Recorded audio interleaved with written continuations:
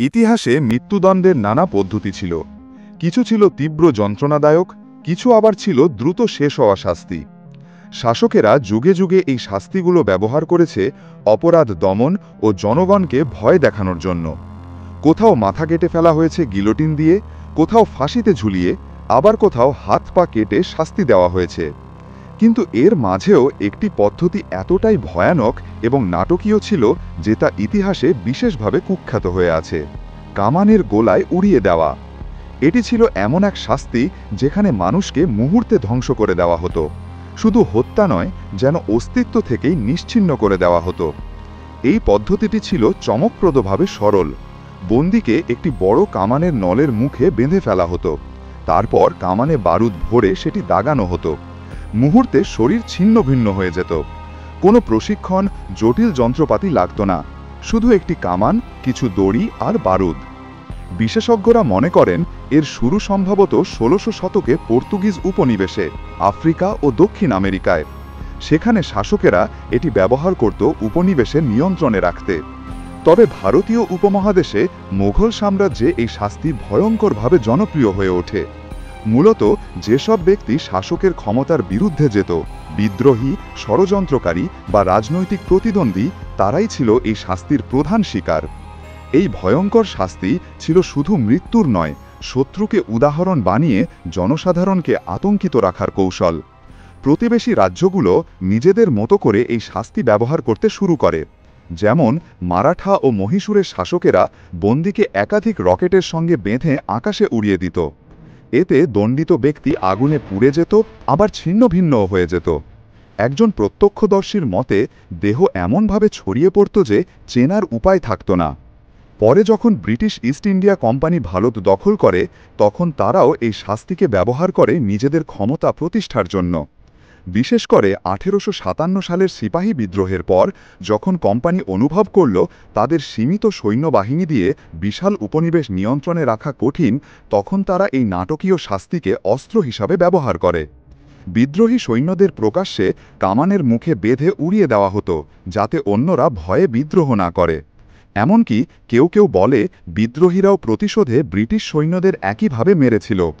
আফগানিস্তানে এই পদ্ধতি আরও ভয়াবহ রূপে ব্যবহৃত হয়েছে। যেখানে অন্য দেশগুলো এই শাস্তিকে শুধু সামরিক বা রাষ্ট্রদ্রোহের অপরাধের জন্য সংরক্ষিত রেখেছিল, সেখানে আফগান শাসকেরা তা প্রয়োগ করেছে খুনি, চোর, চাঁদাবাজ, এমনকি যারা শাসকের বিরক্তির কারণ হতো তাদের ওপরও। আফগানিস্তানে যেখানে কেন্দ্রীয় শাসন দুর্বল ছিল, সেখানে জনগণকে ভয় দেখিয়ে নিয়ন্ত্রণে রাখার এটি ছিল একটি প্রধান উপায়। এই শাস্তির প্রক্রিয়া সাধারণত এমন হতো: দণ্ডিত ব্যক্তিকে কামানের নলের সামনে পিঠ ঠেকিয়ে শক্ত করে বেঁধে রাখা হতো। কখনো মাটিতে গাঁথা খুঁটির সঙ্গেও দড়ি দিয়ে বেঁধে দেওয়া হতো, যাতে কেউ পালাতে না পারে। কামানের মধ্যে বেশিরভাগ সময় শুধু বারুদ ভরা হতো, কোনো ধাতব গোলা নয়। কিন্তু অনেক সময় অনভিজ্ঞতা বা ভুলবশত কামানে আসল গোলা বা গ্রেপ শট, মানে এক ধরনের লোহার ছোট ছোট বল ভরে ফেলা হতো। তখন বিস্ফোরণের সময় এই ধাতব বস্তুগুলো জনতার মধ্যেও গিয়ে আঘাত করত। একবার একটি ঘটনা ঘটেছিল যেখানে কামানের গ্রেপ শট ছুটে গিয়ে দর্শকদের আঘাত করেছিল। একজনকে পরে পায়ের অংশ কেটে ফেলতে হয়। এমনকি যদি কামানে ধাতব গোলা নাও থাকত, দণ্ডিত ব্যক্তির ছিন্ন ভিন্ন হাড়ও তখন শার্পনেল বা ধাতব খণ্ডের মতো হয়ে আশপাশে ছড়িয়ে পড়ত। ফলে মৃত্যুদণ্ডের সাক্ষী হওয়া নিজের জন্য বিপজ্জনক হয়ে উঠত। এই শাস্তির জন্য কোনো নির্দিষ্ট ধরনের কামান ব্যবহৃত হতো না। যেটা জল্লাদ বা সৈন্যদের কাছে সহজলভ্য থাকত, হালকা ৬ পাউন্ডার কামান বা বিশাল ১৮ পাউন্ডার অবরোধ কামান, সেটাই ব্যবহার করা হতো। কোথাও এমন প্রমাণ নেই যে শুধুই মৃত্যুদণ্ডের জন্য বিশেষ কামান বানানো হয়েছে। এর পরিণতি ছিল অবর্ণনীয়। একজন প্রত্যক্ষদর্শী লিখেছেন, বিস্ফোরণের পর মাথা ৪০ থেকে ৫০ ফুট উঁচুতে উড়ে যায়, হাত দুটো আলাদা হয়ে ডান বাম দিকে পড়ে, পা মাটিতে কামানের নিচে রয়ে যায় আর শরীরটা পুরোপুরি গায়েব হয়ে যায়। এই ভয়াবহ দৃশ্যের কিছুক্ষণ পরই হাজির হতো প্রকৃতির পরিচ্ছন্নতা কর্মীরা, শকুন আর বিপদগামী কুকুর। ব্রিটিশ অফিসাররা লিখেছেন তারা দেখেছেন শকুনেরা কখনো কখনো মাংস মাটিতে পড়ার আগেই ছোঁ মেরে নিয়ে যাচ্ছে। সব মৃত্যুদণ্ডই পরিকল্পনা অনুযায়ী হতো না। কোনো কোনো সময় দণ্ডিত ব্যক্তির বাঁধন আলগা থাকলে সে মুহূর্তে কিছুটা সরতে পারত। এতে পুরোপুরি মৃত্যু না হয়ে গুরুতর আহত অবস্থায় পড়ে থাকত। তখন তাকে রাইফেল দিয়ে গুলি করে হত্যা করতে হতো। এসব ক্ষেত্রে শাসকের নাটকীয় শক্তি প্রদর্শনের বদলে সেটা হয়ে উঠত এক বিব্রতকর পরিস্থিতি। এই শাস্তির আরেকটি দিক ছিল আধ্যাত্মিক ও ধর্মীয়।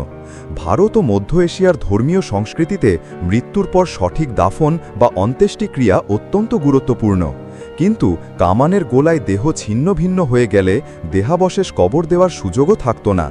ফলে এই শাস্তি ছিল শুধু জীবিত অবস্থায় নয়, মৃত্যুর পরও অপমানের চূড়ান্ত রূপ। 1800 দশকের শেষের দিকে ব্রিটিশ শাসকেরা ধীরে ধীরে এই পদ্ধতি থেকে সরে আসে।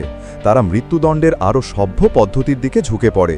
তবে পারস্য এবং আফগানিস্তানে এই প্রথা আরও কয়েক দশক ধরে চালু ছিল। কাবুলে 1930 সালে এই শাস্তির শেষ প্রমাণ পাওয়া যায়।